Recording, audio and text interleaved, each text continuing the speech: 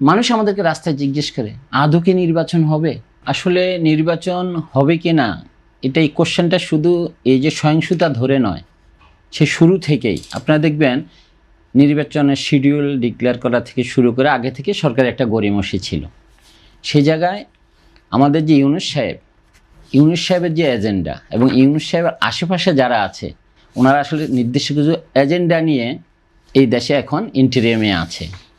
আপনি দেখবেন উনি কিছুদিন আগে ওনার যে বক্তব্য, উনি কিছু ছেলে পেলেদেরকে তো অলরেডি সামনে এমপি মন্ত্রী করে দিচ্ছে। ওনার যে বক্তব্য, উনি আগে থেকে উনি একটা দেশের সরকার প্রধান হয়ে ওনার যে ধরনের বক্তব্য দেওয়া উচিত সেটা মোটেই সঠিক নয়। এরপর দেখবেন আমাদের সংস্কার কমিশন নানা ধরনের সংস্কার নিয়ে আসছে, সেটা নিয়ে গণভোটের ব্যবস্থা করছে জুলাই সনদ নিয়ে। ইউনূস সাহেব যখন গণভোটের পক্ষে কথা বলে, হার পক্ষে কথা বলে, এটা মূলত আমাদের সংবিধান বহির্ভূত। কারণ উনি রাষ্ট্র, এখানে তো ডক্টর মোহাম্মদ ইউনূস এবং তার যে টিম তারা তো অলরেডি বলেছেন যে পৃথিবীতে বহু রাষ্ট্রনেতা ইতোমধ্যে সরকারি কিন্তু বহু দেশের বহু সরকার হাভোটের পক্ষে প্রচারণা চালিয়েছে। ইউনূস সাহেব এরকম একটা, আপনি ভাবছেন হয়তো ভালো দৃষ্টান্ত দেখাচ্ছে, ইউনূস সাহেব এটার সাথে যে আরো কত ধরনের ভালো দৃষ্টান্ত আছে, হাভোটের প্রচারণার সাথেও কিন্তু এটাকে তুলনা করা হয়েছে।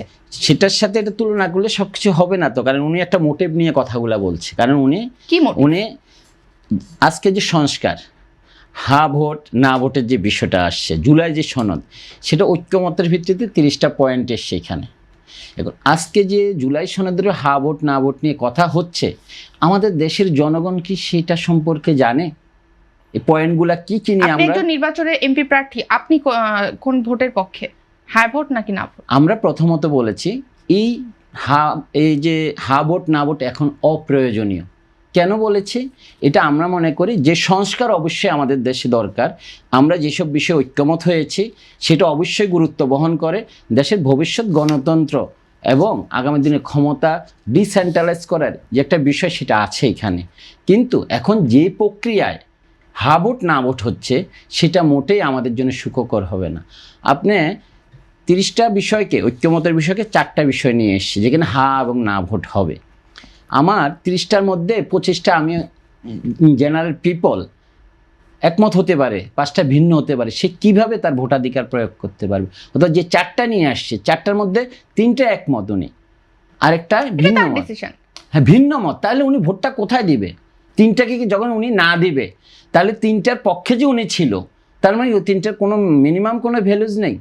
আবার সে যখন একটার পক্ষে, তার ইচ্ছা হয় হা দেওয়ার, দিতে পারবে না, কি হবে? তাহলে কি মতামত কি সঠিক হলো? পদ্মা সেতু, মেট্রো রেল এবং এলিভেটেড এক্সপ্রেসওয়ে নির্মাণের গর্বিত অংশীদার বসুন্ধরা সিমেন্ট। আসলে প্রথমত আমাদের প্রক্রিয়াটাই ঠিক না, আর দ্বিতীয়ত আমি মনে করি এই সময় এটা অপ্রয়োজনীয়। এটা আমাদের দেশে একটি গণতান্ত্রিক, কিন্তু সেইখানে যখন এই পরিমাণে ইতোমধ্যেই সারা দেশে সহিংসতা হয়েছে, 981 জন আহত হয়েছে, 5 জন নিহত হয়েছে, এটাকে আপনি নির্বাচনের দিকে কিভাবে দেখছেন? এই ক্ষেত্রে আমি শুরুতেই বলেছি নির্বাচন না হওয়ার যত ধরনের অ্যাক্টিভিটিস আমাদের ইন্টেরিয়ামের গভর্নমেন্টের এবং আমাদের নির্বাচন কমিশনের, সেটা এই গত কয়েকদিন না, শুরু থেকে ওনারা করে আসি যে কোনোভাবে আমাদেরকে নির্বাচনকে না দেওয়া।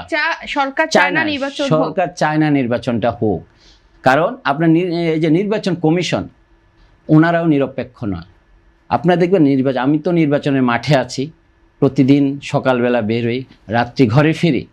সেখানে দেখবেন আমাদের প্রার্থীদের ব্যানার ফেস্টুন খুলে ফেলছে, কোনো ধরনের ব্যবস্থা নেওয়া হচ্ছে না। আপনাদেরটা খুলে কাটতে লাগাচ্ছে অপরাপর যারা আছে মাঠে, তো আরো বিভিন্ন দলের আছে। এখানে একটা পয়েন্ট আসে যে এখানে বিএনপি, জামাত, এনসিপি কোন দল এক এক জায়গায় ওই যে ভাইয়া বলছে, এক এক জায়গায় এক একজনের পাওয়ারটা অনেক বেশি, যে যেভাবে পারে ওইভাবে হয়তো ক্ষমতাটাকে ওনারা ইউজ করছে। এক যে আমরা অভিযোগও বিভিন্ন জায়গায় আমরা দিয়েছি, সেই জায়গা থেকে আসার কোনো সুর। আপনি দেখবেন মাঠে এই যে বিলবোর্ড, যে দিক নির্দেশনা, আমি নির্বাচন কমিশনে কল করেছিলাম বিলবোর্ডের বিষয়ে। আমি আপনাদেরকে বলি যে আমি কি বিলবোর্ড কি কালার করব, পিভিসিতে করব? উনি বললো আমাকে আপনি পিভিসিতে বিলবোর্ড করতে পারেন, তবে সাদা কালো। তা আমি অভিযোগ করলাম আমার একজন প্রতিদ্বন্দ্বী প্রার্থী কালার বিলবোর্ড করছে আর আপনি আমাকে সাদা বিলবোর্ড করার উপদেশ দিচ্ছেন, এটা কিভাবে সম্ভব? তো উনি বললো আসলে আমাদের গ্যাজেটে তো তাই আছে। আপনি ওইটা করলে ভালো হবে। তা আমরা তো আসলে আইনের প্রতি শ্রদ্ধাশীল, আমরা আমাদের জায়গাটা আমরা সাদা কালোই করেছিলাম। আর এটা না, সব কিছু মিলিয়ে মানে নির্বাচন কমিশনের অ্যাক্টিভিটিস এবং আমার গভর্নমেন্টের যে বর্তমান ভূমিকা, আপনি দেখবেন আমার যে স্বরাষ্ট্র উপদেষ্টা ওনার কিছুদিন আগের বক্তব্য, এই যে আপনারা জানেন 24-এর গণঅভ্যুত্থানের সময় অনেক অস্ত্র লুট হয়েছে, ঠিক আছে, উনি কি বলেছেন, কোনো অস্ত্র এই নির্বাচনে ব্যবহৃত হবে না। তার মানে কি উনি জানে এই অস্ত্র কাদের কাছে? উনি কি জানে? ওনার কাছে কেউ কমিটমেন্ট করেছে? তো এটা শোনার পর দেশের রাজনৈতিক অবস্থা, দেশের আইন শৃঙ্খলা পরিস্থিতি কিভাবে ভালো থাকে, এগুলো তো আসলে পক্ষপাত দুষ্ট আচরণ। তাই আমরা মনে করি না এদের যে ভূমিকা, এইভাবে একটি দেশে নিরপেক্ষ সুষ্ঠু অবাধ নির্বাচন সম্ভব। এবং মানুষ, সাধারণ মানুষ আমি কিন্তু গণসংযোগ থেকে এখানে এসেছি, মানুষ আমাদেরকে রাস্তায় জিজ্ঞেস করে আদৌ কি নির্বাচন হবে?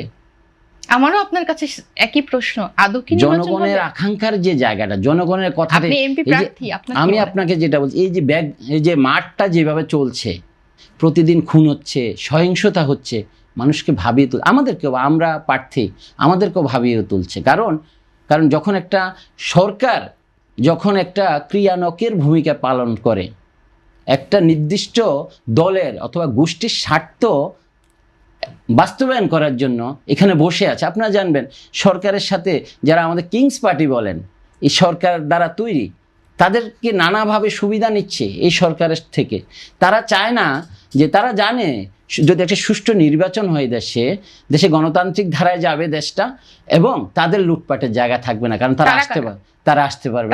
এই যে কিংস পার্টি আমি বললাম, সরকার দ্বারা যেগুলো পরিচালিত হয়, সরকার আসার পর যারা তৈরি করেছে, যারা মব সন্ত্রাস করছে, যারা আজকে মাসেল পাওয়ার দেখাচ্ছে, কথায় কথায় আপনার সাথে আমার যখন কথার মিল হবে না, তারা আপনার বিরুদ্ধে মব তৈরি করবে।